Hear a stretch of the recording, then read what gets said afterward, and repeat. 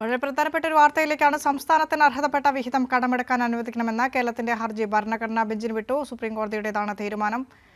വിശദാംശങ്ങളുമായി വിഷ്ണു തലവൂർ ചേരുന്നുണ്ട്. വിഷ്ണു, കേരളം കാത്തിരുന്ന ഒരു ഉത്തരവായിരുന്നു. ഇടക്കാല ഉത്തരവിൽ ഇന്നൊരു തീരുമാനമുണ്ടാകുമെന്ന പ്രതീക്ഷയിൽ തന്നെയായിരുന്നു കേരളം. പക്ഷേ ഇപ്പോൾ ഭരണഘടനാ ബെഞ്ചിന് ഉത്തരവിട്ടുകൊണ്ട് കേരളത്തിന്റെ ഹർജി ഭരണഘടനാ ബെഞ്ചിന് വിട്ടുകൊണ്ട് ഒരു ഉത്തരവ് സുപ്രീം കോടതിയുടെ ഭാഗത്തു നിന്ന് വരുമ്പോൾ എങ്ങനെ നോക്കിക്കാണണം ഇതിനെ? വിനിഷ, വളരെ സുപ്രധാനമായിട്ടുള്ള തീരുമാനം തന്നെയാണ് സുപ്രീം കോടതിയിൽ നിന്നും വന്നിരിക്കുന്നത്. കേരളം ഈ സാമ്പത്തിക പ്രതിസന്ധിയുമായി ബന്ധപ്പെട്ട് കേരളം നൽകിയ ഹർജി, ആ പ്രധാന ഹർജി ഇപ്പോൾ ഭരണഘടനാ ബെഞ്ചിന് നൽകാനായിട്ടുള്ള ഉത്തരവാണ് Justice Surya Kant, K V Viswanath എന്നിവരടങ്ങുന്ന ബെഞ്ച് ഇപ്പോൾ തീരുമാനിച്ചിരിക്കുന്നത്. 5 അംഗ ഭരണഘടനാ ബെഞ്ചിനാണ് ഹർജി നൽകിയിരിക്കുന്നത്.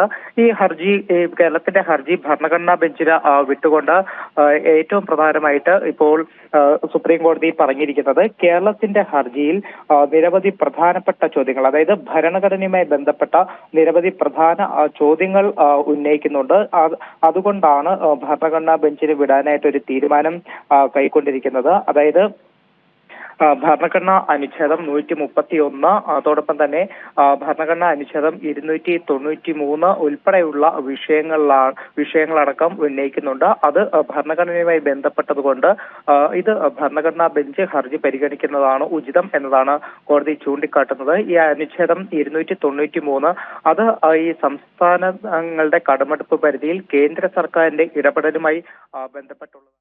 ശരി വിഷ്ണു, സംസ്ഥാനത്തിന് അർഹതപ്പെട്ട വിഹിതം കടമെടുക്കാൻ അനുവദിക്കണമെന്ന കേരളത്തിന്റെ ഹർജി ഭരണഘടനാ ബെഞ്ചിന് വിട്ടിരിക്കുന്നു.